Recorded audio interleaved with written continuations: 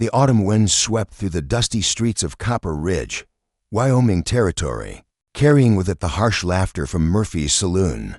That cut through Margaret Maggie O'Brien like a knife. She stood frozen on the wooden sidewalk outside the establishment, her cheeks burning with humiliation as the cruel words echoed in her ears. "Did you see those boots?" cackled Sally Henderson, the banker's wife, loud enough for half the saloon to hear.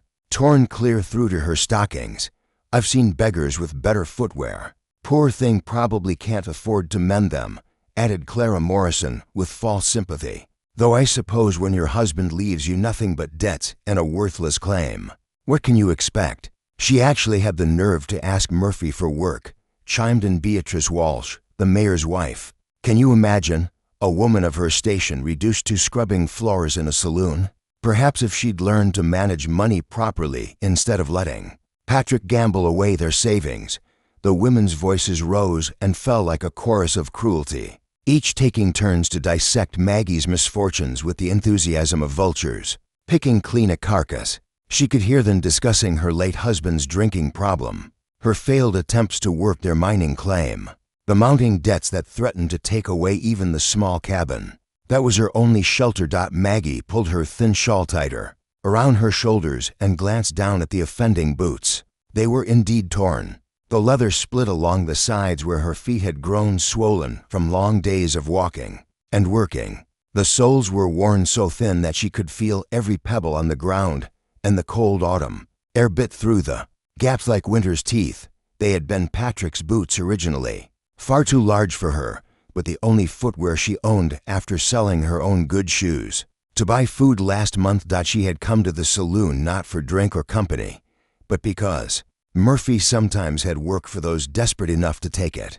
Cleaning, cooking, washing dishes, anything that might earn her enough coins to buy food and perhaps, eventually, a pair of boots that wouldn't shame her in public. The irony wasn't lost on her that the very people mocking her circumstances were the wives of men who had once been eager to extend credit to Patrick. When his luck at cards was running high, her husband had been a good man when sober, but the isolation and backbreaking work of mining had driven him to drink, and drink had driven him to gamble away everything they'd worked for. When consumption finally claimed him 8 months ago, Maggie had discovered that their debts far exceeded their assets.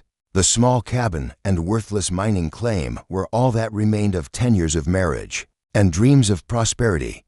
Standing there on the sidewalk, listening to the women who had once invited her to tea parties and church socials now dissecting her poverty like a medical specimen, Maggie felt the last vestiges of her pride crumbling away. She was 32 years old, educated enough to have taught school back east before her marriage. But here in this frontier town, her education meant nothing without money to back it up. Through the saloon's grimy window, she could see the women who had mocked her, dressed in their fine clothes and sturdy shoes, sipping their afternoon tea as if they hadn't just crushed another human being's dignity. Beneath their heels, their husbands controlled the bank, the mercantile, the mining operations that determined who prospered and who struggled in Copper Ridge. Their favor or disapproval could make the difference between employment and destitution. "Look at her standing there," whispered Agnes Porter, though her whisper was loud enough to carry clearly to Maggie's ears. "Too proud to come in and face us after we've seen what she's become. Pride goeth before a fall, as the good book says. Pride?" Sally Henderson's voice sharpened with malicious glee. "What does she have left to be proud of? That pathetic excuse for footwear? That dress that's been mended so many times it's more patches than original fabric?" Maggie felt tears threatening to spill from her eyes, hot and shameful. She had indeed been too proud to ask for help when Patrick first started drinking heavily, too proud to admit to these same women that her marriage was failing, that her husband was gambling away their future, too proud to accept the charity that had been offered with strings attached and conditions that would have required her to humble herself before the very people who now took such pleasure in her downfall. She turned to leave, her torn boots making soft, shameful sounds against the wooden planks, when a deep voice spoke quietly behind her. "Mrs. O'Brien." She turned to see Joseph Joe Callahan, a rancher from outside town whom she knew by reputation but had never spoken to directly. He was a tall man in his 40s, weathered by years of outdoor work, with kind eyes and the steady bearing of someone who knew his own worth. His ranch was successful enough that he rarely came to town except for supplies, and he had the reputation of being a fair man who paid his debts and kept his word. Joe had been leaving the general store when he'd witnessed the scene in the saloon, the cruel laughter of women who had never known a day of real hardship in their lives. He'd watched Maggie's shoulders slump with each cutting remark, seen the way she'd tried to make herself smaller, invisible, as if she could somehow escape the humiliation through sheer force of will. The sight of her quiet dignity in the face of such calculated cruelty had stirred something protective in his chest. "Mr. Callahan," Maggie replied softly, trying to compose herself despite the tears threatening to spill from her eyes. She was acutely aware of how she must look to him, the successful rancher who commanded respect throughout the territory. Joe looked down at her feet, taking in the state of her boots without judgment, only concern. The leather was cracked and splitting, held together in places with pieces of string. Her stockings showed through the largest tears, and he could see that her feet were red with cold. Then, without a word, he sat down on the bench outside the general store and began pulling off his own boots. "Mr. Callahan, what are you doing?" Maggie asked, alarmed by his unexpected action. Around them, she could sense other townspeople stopping to stare at the unusual sight of one of the territory's most respected ranchers removing his footwear in broad daylight. "Something that should have been done long before now," Joe replied, simply pulling off his second boot and holding both toward her. They were good boots, well made and carefully maintained, the kind of sturdy footwear that cost more than Maggie could earn in months of scraping by. "These'll fit better than what you're wearing, and they'll keep the cold out." Maggie stared at the offered boots in shock. She could smell the leather conditioner he used to keep them supple, could see the careful stitching and quality craftsmanship that marked them as the product of a skilled bootmaker. "I can't take your boots, sir." "What would you wear?" Joe smiled, a gentle expression that transformed his weathered face and made his eyes crinkle at the corners. "I've got another pair back at the ranch, and my feet are tougher than yours. Besides, a lady shouldn't have to walk around with her toes showing through her shoes, especially when winter's coming on." The simple kindness in his voice, the matter-of-fact way he spoke of her comfort as if it were important, nearly undid Maggie completely. When was the last time anyone had shown concern for her welfare without expecting something in return? When had anyone last treated her like a lady deserving of consideration rather than an object of pity or scorn? The commotion outside had drawn attention from within the saloon, and several patrons had emerged to witness the extraordinary scene of Joe Callahan offering his boots to the widow O'Brien. Among them were the very women who had been mocking Maggie just moments before, their faces now showing a mixture of surprise and embarrassment at being caught in their cruelty by one of the most respected men in the territory. "Joe Callahan, what in heaven's name are you doing?" demanded Sally Henderson, her voice sharp with disapproval and the kind of social authority that came from being married to the town's banker.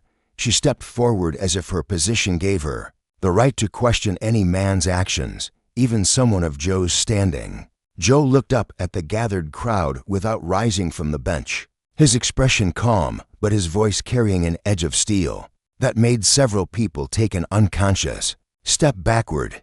"I'm doing what any decent person should do when they see someone in need. Sally, maybe you've forgotten what that looks like.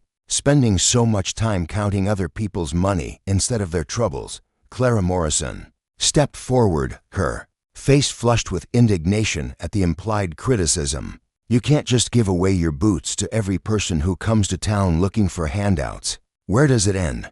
What kind of precedent does this set if we start enabling people instead of encouraging them to solve their own problems?" "It ends," Joe said quietly, rising to his full height and fixing Clara with a stare that made her words trail off into uncomfortable silence. "When people start treating each other with kindness instead of cruelty, when they remember that we're all just one misfortune away from needing help ourselves, when they recall that civilization is measured not by how we treat those who can benefit us, but by how we care for those who have nothing to offer in return." Maggie still stood holding the boots, overwhelmed by the gesture and uncertain how to respond to such unexpected kindness. The boots were warm from Joe's feet, and she could feel the quality of the leather, the comfortable give of well-worn footwear that had been cared for and maintained. "Mr. Callahan, I appreciate your kindness more than I can say, but I can't accept such a generous gift. It wouldn't be proper. People will talk, and your reputation." Joe stood up, his stocking feet making no sound on the wooden planks. Even without his boots, he seemed to tower over the assembled crowd, his presence commanding respect through sheer force of character. "Mrs. O'Brien, proper is treating a neighbor with respect regardless of their circumstances. Proper is helping when you can and not kicking folks when they're down. What's not proper is a group of grown women laughing at someone's misfortune like schoolyard bullies." The rebuke landed like a physical blow on the women from the saloon, several of whom had the grace to look ashamed.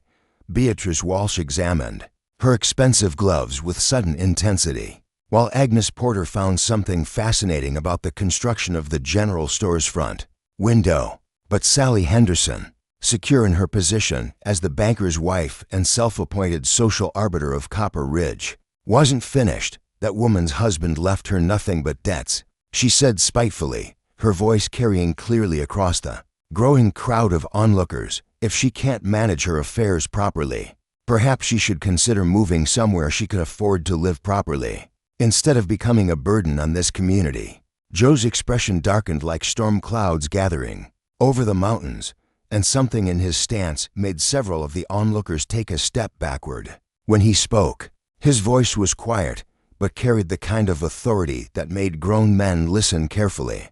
"Mrs. Henderson, I suggest you be very careful about your next words.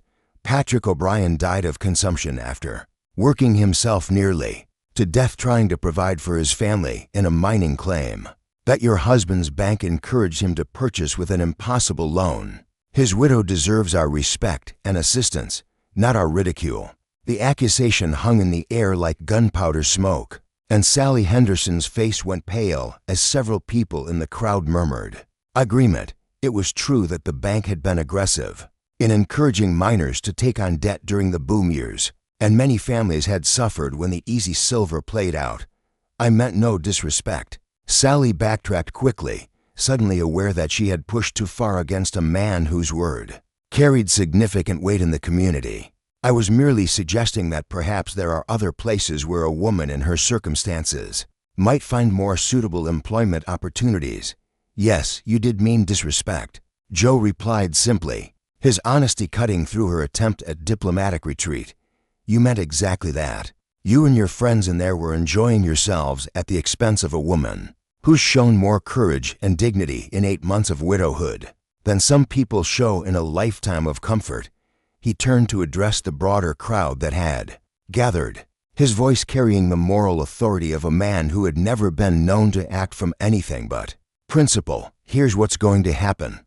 Mrs. O'Brien is going to take these boots because she needs them and I can spare them. And anyone who has a problem with that decision can take it up with me personally at their convenience." The crowd shifted uncomfortably, recognizing the challenge in his words. Joe Callahan was known as a peaceful man, but he was also known as someone who didn't back down from what he believed was right. His ranch employed a dozen men, his business brought money into the local economy, and his reputation for fairness and honesty was unquestioned.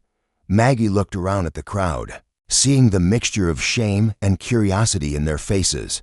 She realized that this moment had become about more than just boots, more than one man's kindness to a struggling widow. It had become a defining moment for the entire community, a test of what kind of people they were when their actions were exposed to scrutiny. "Thank you, Mr. Callahan," she said quietly, her voice steady despite the emotion threatening to overwhelm her.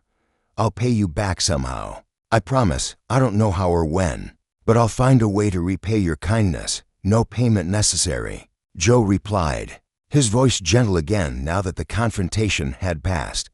"But if you're still looking for work, Mrs. O'Brien, I could use help with the household chores at my ranch. My wife died 3 years ago, and I'm not much good at keeping house. The work is honest, the pay is fair, And you'd have a place to stay where nobody's going to mock your footwear or question your right to dignity. The offer hung in the air like a lifeline thrown to a drowning woman, and Maggie felt tears spring. To her eyes, real work, honest work, with a man whose reputation for decency was known throughout the territory. It was more than she had dared to hope for when she'd walked into town that morning. "You would trust me in your home?" she asked, hardly daring to believe such good fortune was possible. "Mrs. O'Brien," Joe said gently, his voice carrying the weight of absolute sincerity. "I've seen how you've conducted yourself since Patrick's death. You've worked harder than most men I know trying to make something of that claim. And you've done it with grace and dignity even when folks weren't treating you fairly. I'd be honored to have your help, and I think you'd find the work suits you better than scrubbing saloon floors." As the crowd began to disperse, murmuring among themselves about what they had witnessed, Maggie sat down on the bench to change into the boots. They were slightly too large for her feet, but they were warm and dry and whole. The leather was soft from years of care, and she could feel the cushioning that came from quality construction. For the first time in months, her feet didn't hurt with every step. "Mr. Callahan," she said as she stood, testing the feel of the sturdy leather and marveling at the difference proper footwear made. "Why did you do this? You don't really know me. For all you know, everything those women said about me could be true." Joe looked out at the mountains in the distance, their peaks already dusted with the snow that would soon blanket the valley. He considered his words carefully, as was his way with matters of importance. "My wife always said that kindness was like a pebble thrown into a pond. The ripples spread out further than you can see, touching shores you never knew existed. Maybe if more folks remembered that simple truth, the world would be a gentler place for everyone." He turned to look at her directly, his eyes serious but warm. "Besides, those women in there were wrong about you, Mrs. O'Brien. You're not poor. Not in any way that matters. You're rich in all the things that count: character, determination, grace under pressure. That's worth more than all the money in Sally Henderson's husband's bank vault. Subscribe to help us keep bringing you these incredible stories of human kindness from the frontier." 6 months after the incident with the boots, the Callahan Ranch had been transformed from a lonely bachelor's dwelling into something that felt like a real home. Maggie O'Brien had proven to be not just an excellent housekeeper, but a thoughtful companion who brought warmth and life back to rooms that had been silent for too long. The changes were evident everywhere. Curtains now hung in the windows, sewn from fabric Maggie had carefully selected during their monthly trips to town. A vegetable garden flourished behind the house, providing fresh produce that had improved both their diet and their household budget. The ranch house itself sparkled with cleanliness and care, while meals were served on a properly set table with conversation that ranged from ranch business to books they both enjoyed reading. Joe sat on his front porch in the early morning light, watching Maggie tend to the vegetable garden she had planted behind the house. She wore a simple blue dress that she had sewn herself from material he'd insisted on buying for her, and on her feet were a pair of boots that Joe had ordered specially made for her during a trip to Denver. They were properly fitted and constructed to last, a far cry from the torn leather that had started their relationship. The arrangement had worked out better than either of them had dared to hope. Maggie had proven invaluable in managing the household, her education and intelligence making her an ideal partner in planning and organizing. Her quick mind had even helped Joe improve several aspects of his ranching operation, from better record keeping to more efficient use of resources. More importantly, they had discovered a deep friendship built on mutual respect and shared values. But it was more than friendship, though neither had yet spoken the words aloud. Joe found himself looking forward to their evening conversations by the fireplace, to the sound of her humming as she worked, to the way she laughed at his dry observations about the world. Maggie, for her part, had rediscovered what it meant to feel safe and valued, to wake each morning knowing that her contributions were appreciated and her presence welcomed. "Morning, Joe," Maggie called out as she noticed him watching from the porch. "Coffee's ready when you are, and I've got fresh biscuits in the oven." "Thank you, Maggie," he replied, rising from his chair with the easy movement of a man at peace with his world. "How's the garden coming along?" better than I expected for this elevation," she said with satisfaction, wiping her hands on the apron she wore over her dress. "We should have fresh vegetables well into the fall and enough preserved to last through winter. The tomatoes are particularly promising this year." As they sat together at the kitchen table, sharing coffee and the biscuits Maggie had baked fresh that morning, Joe reflected on how much his life had changed. The loneliness that had plagued him since his wife Martha's death had been replaced by companionship and purpose. The house that had felt like a tomb now rang with life and conversation. "Joe," Maggie said quietly, setting down her coffee cup and studying his face with the directness he'd come to appreciate. "I've been thinking about something." "What's that?" he asked, noting the serious tone in her voice. "Those women from the saloon. The ones who laughed at my boots. I saw Sally Henderson in town yesterday, and she actually spoke to me politely. Even asked how I was getting along and whether I needed anything from the mercantile." Joe nodded, not entirely surprised by this development. People change sometimes. When they see there's a better way to be. When they realize their behavior doesn't reflect well on themselves or their community. "It wasn't just her," Maggie continued, her voice thoughtful. "Several of the women have been different lately, kinder. Clara Morrison even stopped by the other day to bring some preserves and ask if I needed help with anything. Beatrice Walsh invited me to the church social next month, and Agnes Porter actually apologized for her behavior that day. Kindness has a way of spreading," Joe observed, thinking of his late wife's words about pebbles and ponds. "You throw one stone of goodness into the water, and the ripples keep going long after you can see them. Sometimes people just need to be reminded of what decent behavior looks like." Maggie studied his face over her coffee cup, seeing the quiet strength that had first attracted her to him. "Is that what you were doing that day? Throwing a pebble?" Joe smiled, the expression transforming his weathered features and reminding her why she'd come to care for him so deeply. "I was doing what felt right in my heart, same as you've been doing every day since you came here. Sometimes that's all any of us can do, trust our hearts to guide us toward goodness."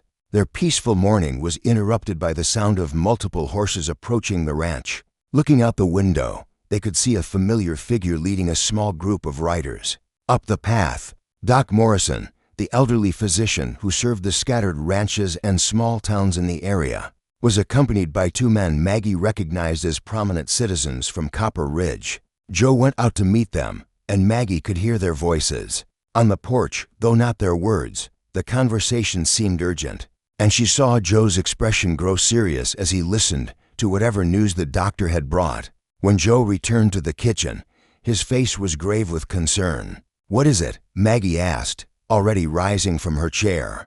"Doc says there's been an outbreak of scarlet fever in town," Joe replied, running a hand through his graying hair. "Several children are seriously ill, and more are falling sick every day. The families are struggling to care for them properly, and some of the parents are getting sick too." Maggie's face immediately filled with concern, her thoughts turning to the children she'd seen playing in the streets of Copper Ridge. "How bad is it?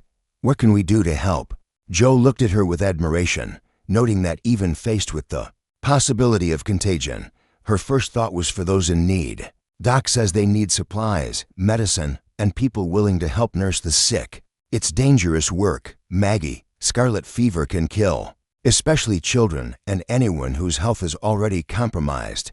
"When do we leave?" Maggie asked without hesitation, already mentally cataloging what supplies they could gather and how quickly they could prepare for the journey to town. "Maggie, you don't understand," Joe said gently, reaching out to touch her hand. "This could mean exposing yourself to serious illness. Some of those children might not survive, and anyone who helps care for them is taking a real risk. All the more reason they need our help," she replied firmly, her voice carrying the same quiet strength he'd shown that day with the boots. "Joe, 6 months ago I was so desperate that I was willing to scrub saloon floors for pennies. You gave me dignity when I had none, purpose when I felt useless, hope when I thought my life was over. Now I have the chance to pass that kindness on to others who need it." Joe felt his heart swell with something that went beyond mere admiration or friendship. In the months since Maggie had come to work for him, He had watched her transform from a desperate widow into a confident, capable woman. But more than that, he had come to care for her in ways that went far beyond their professional arrangement, or even their friendship. "Maggie," he said quietly, his voice carrying more emotion than he usually allowed himself to show. "There's something I need to tell you before we go to town, something I should have said weeks ago." "What is it, Joe?" she asked, seeing something in his expression that made her heart begin to beat faster. "These past 6 months, having you here, working alongside you, seeing your strength and kindness every day, watching you bring life back to this house and joy back to my world, well, it's made me realize something I should have recognized long ago." He paused, gathering his courage for words that would change everything between them. "I don't just want you here as my housekeeper anymore, Maggie. I don't want you here as my employee or even just as my friend. I want you here as my partner, my companion, my wife, if you'll have me." Maggie's eyes filled with tears, but they were tears of joy rather than sorrow. Her heart, which had been broken by loss and hardship, suddenly felt whole again. "Joe Callahan, are you proposing to me?" "I suppose I am," he said with a nervous smile that made him look younger despite his weathered features. "I know it might seem sudden to anyone looking from the outside, but I've never been more certain of anything in my life. I love you, Maggie. I love your strength, your kindness, your intelligence, your courage. I love the way you've made this house a home again." Maggie stood and walked to where he sat, taking his weathered hands in her smaller ones. His hands told the story of his life, calloused from honest work, scarred from years of handling horses and cattle, but gentle when they touched her.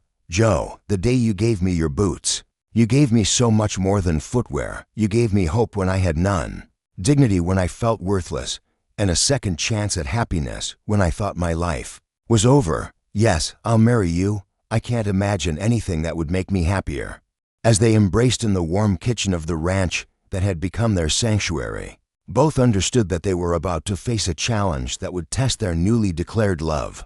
But they would face it together, as partners, carrying forward the kindness that had brought them together and would now take them into whatever trials lay ahead. 2 hours later, a wagon loaded with medical supplies, food, and blankets rolled away from the Callahan ranch, carrying Joe and Maggie toward town and the crisis that awaited them. But they rode with confidence and purpose, knowing that love and kindness could overcome even the darkest challenges, and that sometimes the greatest victories came not from avoiding danger, but from running toward those who needed help. In the back of the wagon, carefully wrapped in soft cloth, were several pairs of boots that Maggie had convinced Joe to bring, not for themselves, but for any families they might encounter who needed them. After all, as Joe's late wife had said, kindness was like a pebble thrown into a pond, and the ripples should keep spreading as far as possible, touching shores they might never even see. Years later, when people told the story of the day Joe Callahan gave his boots to the widow O'Brien, they would say it was the beginning of something beautiful. Not just a marriage, but a partnership that brought healing and hope to an entire community. And it all started with a simple act of kindness, a pair of worn leather boots, and the courage to do what was right regardless of what others might think. Please subscribe to help us continue sharing these stories that remind us of the power of human compassion.